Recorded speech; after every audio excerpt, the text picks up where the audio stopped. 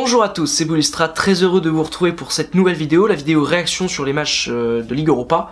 Ce soir il y avait 3 clubs français forcément, pour commencer c'est les phases de poule et on a 3 clubs français pour notre plus grand plaisir finalement.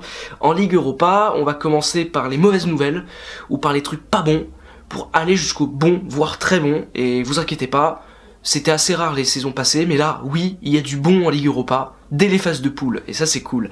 On peut maintenant passer donc au mauvais avec l'Olympique Lyonnais, qui était sur la pelouse de l'Apollon Limassol, match nul, un but partout, but de Depay sur penalty à la 52-53e minute, j'ai pas le buteur adverse, parce que je n'ai pas vu le but, je vais être tout à fait honnête avec vous, j'ai pas vu le but, pour une seule et simple raison, c'est qu'il y avait tellement rien dans ce match que pendant la première mi-temps j'ai fait une sieste, et ça fait du bien parce que j'étais un peu fatigué, et que du coup c'était bien de reprendre un petit peu un rythme sympa et voilà, dormir un petit peu. C'est dommage que le match n'ait pas été à 21h du coup, comme ça j'aurais pu dormir un petit peu à des heures, une heure normale. Là c'était à 19h, c'était un peu tôt, et puis après donc du coup deuxième mi-temps j'ai fait du sport, voilà, j'ai fait du sport, j'ai fait des pompes et des abdos, et c'est pas du mytho, je les ai vraiment faites, et puis je suis allé dîner, hein, donc j'ai pas vu le but, tout simplement, voilà, c'est à peu près tout. Non, ce match était horrible. Sur la lignée de ce qu'on avait vu à Guingamp, c'est-à-dire le néant absolu à Lyon, rien, quelques individualités par moment, mais rien, absolument rien. Même pas une défense très solide, même pas un milieu de terrain très inspiré, non rien, vraiment rien du tout. Et ça fait que Lyon prend un point mérité parce que l'adversaire était très faible aussi. Mais ça c'est plus normal, hein, ils ont pas des grosses sommes d'argent, l'Apollon Limassol, contrairement à Lyon. Donc ça craint un peu quand même pour les Lyonnais, mais du coup, les Lyonnais se placent dans ce groupe-là. Match nul à l'extérieur, c'est pas non plus dramatique hein, en termes de résultats purs. Dans son groupe, je crois que l'Atalanta Bergame a battu les Everton 3-0. Donc ça fait que pour l'instant, Lyon est deuxième du groupe, hein, à égalité avec son adversaire du soir. C'était le néant absolu, et en plus, il n'y a pas eu le résultat positif. Donc autant dire que c'était pas bon pour les Lyonnais. Mais bon, je me suis dit que c'était qu'un match, et que après, à 21h, j'aurais peut-être plus de plaisir à voir Marseille et Nice.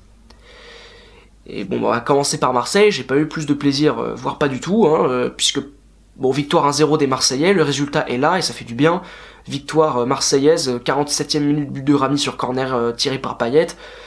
Je vais pas rentrer dans les détails de cette rencontre, parce que c'est pas possible, sinon, moi ça va me rendre dépressif et j'ai pas envie, et puis même pour vous, il faut que la vidéo soit un peu agréable à regarder et à écouter. Donc non, on va pas rentrer dans les détails, mais bon, Rudy Garcia fait des changements, il est passé en 4-2-3-1, je suis le premier à me dire, et je suis le premier à dire d'ailleurs qu'il fallait qu'il y ait un changement tactique. 4-4-2, 4-2-3-1, s'il fonctionne comme je l'imagine, ça peut être une très bonne chose pour l'OM.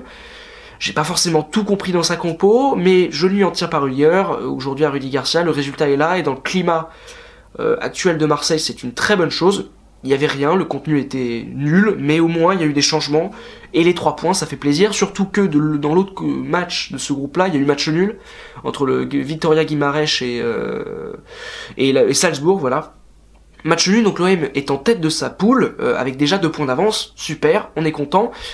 Mais bon, moi je veux juste dire un truc à Rudy Garcia, ok, maintenant je veux que tu confirmes ce changement, que tu mettes 7 compos de départ lors du match face à Amiens ce week-end, Mandanda dans les buts, Rami et Boubacar Kamara, que tu as utilisé en milieu de terrain, tu l'utilises défensif, en défense centrale, pour que finalement le fait qu'il y aura plus de charrette en défense centrale, parce qu'entre Rami, Abdenour et Rolando, qui courent plus vite que moi, mais c'est pas très difficile, et quand même carrément moins vite que Christophe Jallet, ou que Kaka aujourd'hui, voilà, ça court moins vite que ça. Boubacar Kamara, il a le mérite d'être rapide, donc ça peut être que une bonne chose avec Rami, ça ferait une bonne paire je pense en défense centrale. Tu mets Amavi encore à gauche qui a été performant, et Sakai. Au milieu de terrain, tu mets Morgan Sanson et Luis Gustavo. À gauche, Clinton N'Jie, qui est trop peu utilisé en ce début de saison, malgré ses 3 buts en Ligue 1 finalement. Payet dans l'axe, Thauvin à droite, et puis Germain en pointe. Moi, cette équipe-là, j'ai envie de la voir en tout cas. Ça me tente très bien. Donc s'il met pas ça, je vais me poser beaucoup de questions. Et je vais commencer vraiment à m'énerver. Parce que c'est pas possible. Ce serait pas possible s'il ne fait pas ça. Et puis donc, on va passer au positif, parce que je vous sens un peu agacé déjà au bout de 4 minutes de vidéo. Vous dites, mais attends, mais il a parlé que de trucs déprimants là. Vous inquiétez pas, Nice arrive. Nice face aux Zulte Waregem, c'est un match a priori facile pour les Niçois. Ça devait l'être pour l'OM et pour Lyon, hein, donc vous voyez un petit peu. Mais Nice s'est facilité la tâche, victoire 5-1 pour les Niçois, doublé de pléable de Balotelli, de Saint-Maximin et de Pierre Lesmelou, je crois.